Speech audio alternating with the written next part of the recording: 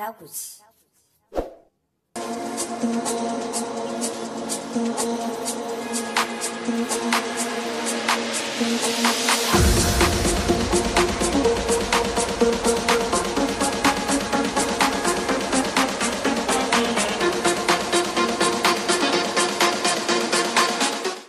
Ya bara in kira takus in ji ya kashe mun honorable kuwa shi kira ga kira shi.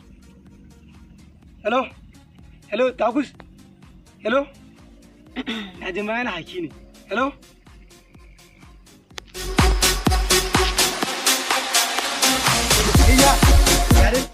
ya na ganka kira takalma.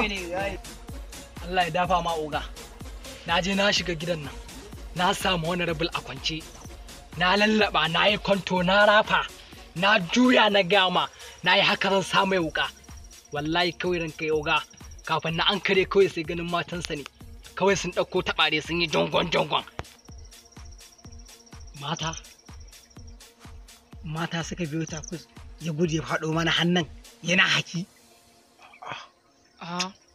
wannan abu gato wai ya aka yi haka.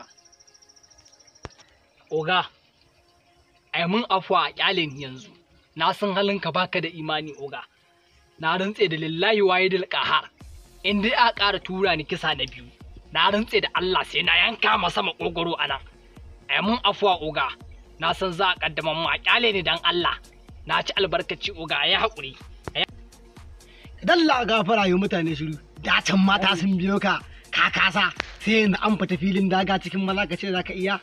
To ni zan yanka ma kogoro tun da kana ce za ka yanka min, sai na yanka ma wuya a gurin nan, a nan za a take min kai in yanka ka bayan dutse. ba wa to amma uga tunda ya ce a yi masa ahuwas, amma kai ina takalman naka.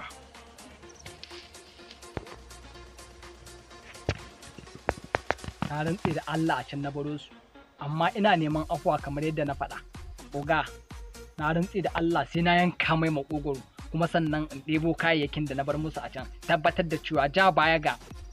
Allah gafara ko matan, in je kawai ka dawo cikin min mai da kai yanzu, in je kawai ya baka kuɗi ka da ni, sai in na ji labari ka kashe shi sannan za ka dawo. Allah ka bani guri ko in sa ka ya ga mun kai. Za akwai amana tsakanin. Allah ka bani guri sai wani ka bani guri. Shikenan oga, ba komai ana tare.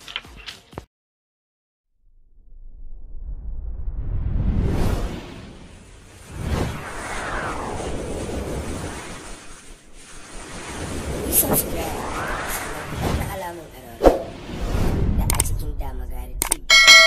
Damagari TV taku ce.